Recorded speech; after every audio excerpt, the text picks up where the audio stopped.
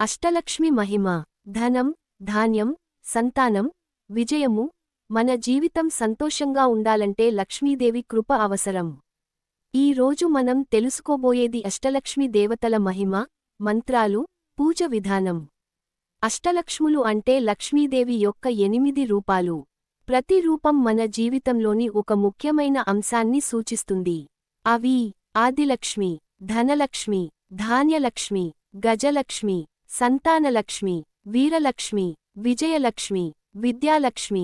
8 లక్ష్ముల వివరాలు. మంత్రాలు. 1. ఆదిలక్ష్మి మంత్రం. ఓం శ్రీ ఆదిలక్ష్మ్యై నమః. జీవితం ప్రారంభం, శాంతి కోసం పూజిస్తారు. 2. ధనలక్ష్మి మంత్రం. ఓం శ్రీ ధనలక్ష్మ్యై నమః. సంపద, ధనం కోసం. 3.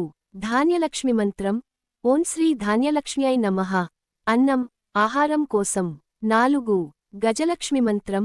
ఓం శ్రీ గజలక్ష్మ్యై నమః. ఐశ్వర్యం, రాజసుఖం కోసం. 5. సంతానలక్ష్మి మంత్రం. ఓం శ్రీ సంతానలక్ష్మ్యై నమః. సంతానం కోసం. 6. వీరలక్ష్మి మంత్రం. ఓం శ్రీ వీరలక్ష్మ్యై నమః. ధైర్యం, శక్తి కోసం. 7. విజయలక్ష్మి మంత్రం. ఓం శ్రీ విజయలక్ష్మ్యై నమః. విజయాలు కోసం. 8. విద్యాలక్ష్మి మంత్రం. ఓం శ్రీ విద్యాలక్ష్మ్యై నమః. విద్య, జ్ఞానం కోసం. అష్టలక్ష్మి పూజ విధానం. శుభ్రంగా ఇల్లు శుభ్రం చేసుకోవాలి. దీపం వెలిగించాలి. పుష్పాలు, నైవేద్యం సమర్పించాలి. ప్రతి లక్ష్మి మంత్రం 11 లేదా 21 సార్లు జపించాలి. చివరగా హారతి ఇవ్వాలి.